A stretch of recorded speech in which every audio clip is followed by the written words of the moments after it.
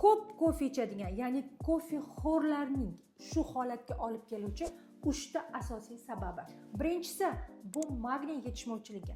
Magniy organizmga yetishmaganda yurakning tez urishi, asabiylik, uyqusizlik bo'ladi. Lekin shunday holatlarni sezganmisiz? Kofe ichsam uxlab qolaman degan narsani.